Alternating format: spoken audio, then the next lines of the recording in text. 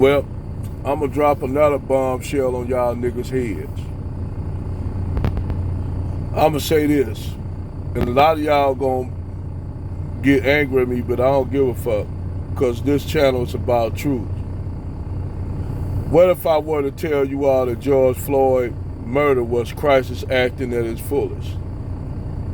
Would y'all believe me?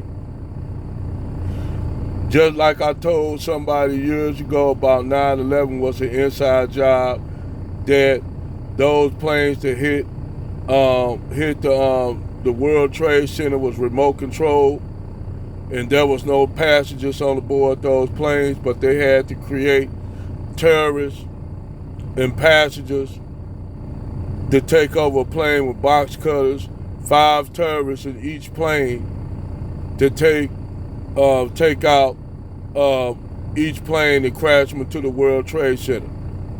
Now you got 50 people aboard a plane and 5 terrorists with box cutters. Make sense out of this shit. As many clubs as I've been to in East St. Louis and seen black women get down with each other with box cutters, ain't no motherfucking way 5 terrorists gonna take over a plane with box cutters. Make sense out that shit.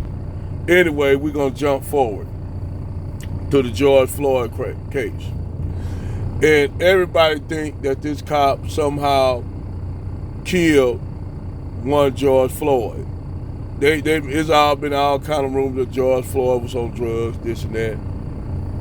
What if I were to tell you all that if you all didn't pay attention to it and look at the surroundings and shit, and look at what was going on, you all will see something wrong with that whole picture. First of all, let's go back to the NBC interview that they had with the lady that worked at a bar, the lady that owned a bar. This woman owned a bar in Minneapolis, Minnesota.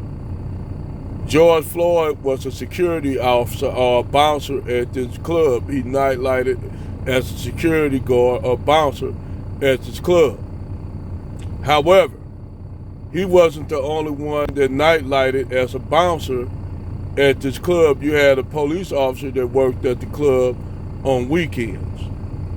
So this woman showed a picture of the same cop that was supposed to have choked George Floyd out.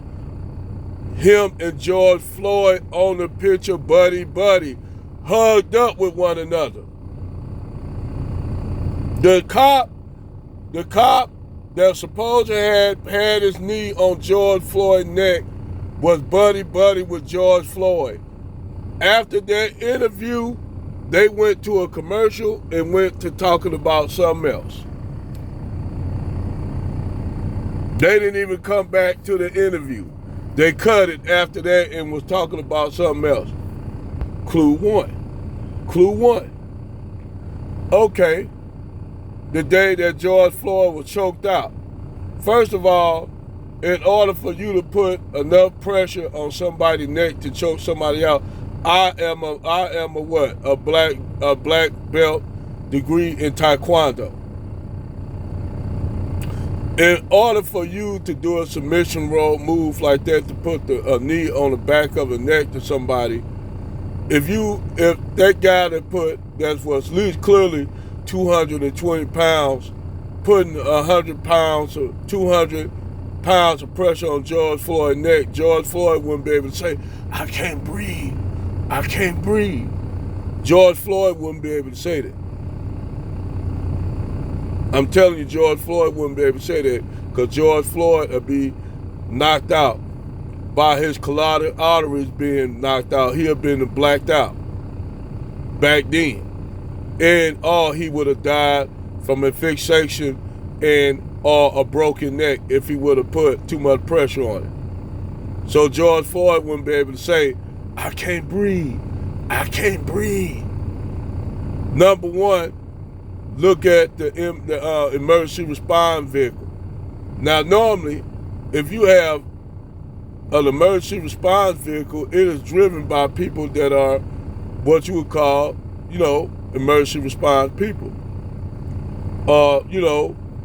people that drive, your ambulances, they'll be driving the vehicle. How come you had all police driving the vehicle, Minneapolis police, and driving an emergency response vehicle? Do you see police driving emergency response vehicles? No, you do not. But it was all cops driving an emergency response vehicles. It was all cops inside the emergency response vehicle when they picked George Floyd up and put him inside the emergency response vehicle. But none of y'all dumbass motherfuckers didn't see this. Number one, if you paid attention, they were basically throwing shit out there and y'all didn't pay attention. George Soros.